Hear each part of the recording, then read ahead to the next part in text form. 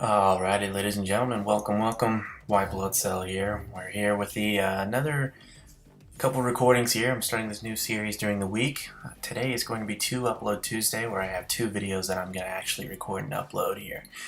So, while you're actually watching the beginning here on Hardcore Team Deathmatch: The Lobby, this is one thing I really wish Black Ops would change. And obviously, it's too late now with Ghost coming out, but the fact that when people leave, it restarts the timer, whereas in the older games, it seems like anytime somebody left, the timer still went down and the actual game still continued.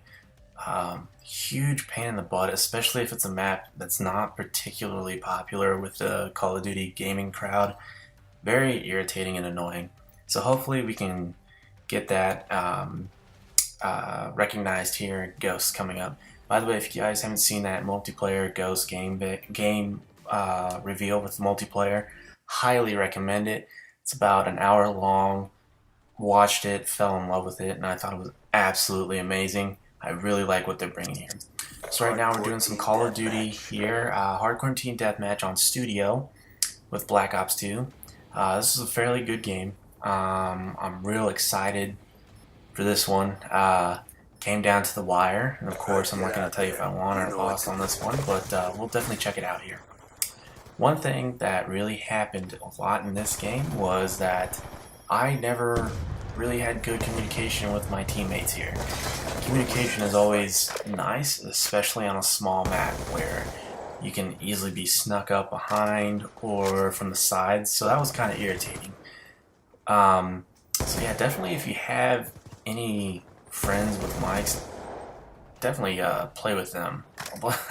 I was playing with a bunch of randoms here. Earlier today I was recording for this little series, and unfortunately I was having some technical issues, and I actually had to get my girlfriend to help me out here. She's a lot more Mac savvy than I am.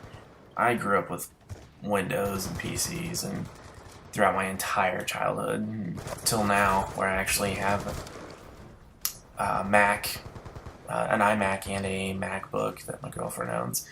And she also owns the iMac, and she's so courteously let me borrow this for my own little hobby making here.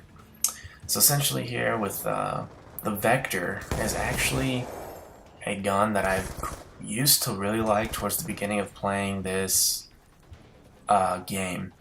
And then I kind of dropped off a while. I really kept up with the Peacekeeper and the AN-94, and then I kind of just went through, got bored, prestiged a couple times here, and I wanted to find something that I could actually have fun with again, because I've kind of lost interest recently with this game in terms of actually keeping up with it daily. So this Vector actually really got my mind thinking on working again, and I actually found that, yeah, you know, I really do like this gun, so definitely a huge plus here. As you can see, Bouncing Betty ran right by it, no problem here. With submachine guns, you have a little bit less of a load to carry, so you seem to move a lot faster, which is good on these short maps here. And again, I got snuck up on there right there. With the Vector, I have everything pretty much unlocked except for the MMS sight. This will be the first time I've unlocked everything on this gun, and then I plan on prestiging the weapon actually. I like to do that once. Or even on some guns, I've actually done it twice. The Peacekeeper, AN-94, and actually the M8A1, which is actually my favorite assault rifle in Black Ops 2. It's so versatile. You get a lot of options with it. Great range. A lot of people don't like it because of the burst fire and damage, but if you connect on the belly up with all 4 shots, it's a guaranteed kill. So something to keep in mind. Very accurate also with the burst fire, and the actual damage is, like I said, was low, but it still makes up for it with the range. Anywho, running around here and getting killed like crazy. This game really came down to the wire. You'll probably hear throughout the entire time I'm talking, you're actually going to hear we've lost the lead or we've pulled forward or whatnot. So one of the close games that really came down to the wire here. I love those kind of games. Even if I do lose, I still love the competitiveness, which is going to bring up a question here that I've actually been asked by a lot of my family members and some of my friends here, if I'm going with the Xbox One or the PlayStation 4. So I went into GameStop a couple of days ago, and I was asking about pre-ordering the Xbox One, and unfortunately I got turned down. There's too many pre-orders where I'm here in Fort Collins, Colorado, so bummer there, but they put me on a waiting list to where they're actually going to throw some more out there, and the gentleman who was actually helping me said that it's very likely that I'll get something there. So I'm uber stoked about it. But let me get to the main question here is, which one would I be getting? As I said, I was going to pre-order the Xbox One. I just think Xbox has a more competitive gameplay, especially on multiplayer. I used to have a PlayStation. Then that network went down for at least a good couple months, and I just was fed up. I just said, you know what, who cares? I'll pay $50 for 12 months. In order for me just to actually get a chance to stay on and play whenever I want to, and not have to wait because some idiot decided to hack into the PlayStation Network and ruin it for everybody. It always takes that one guy to do it.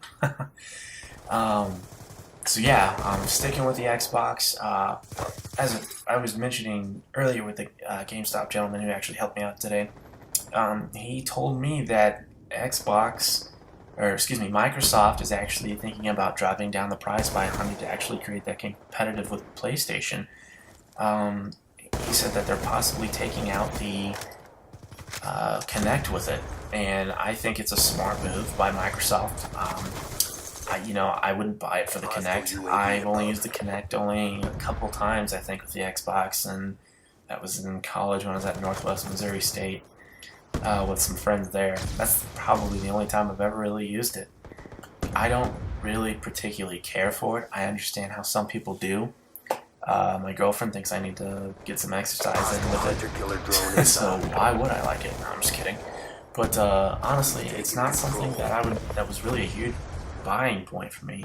Why get something for an extra $100 when it's something that I don't even really use?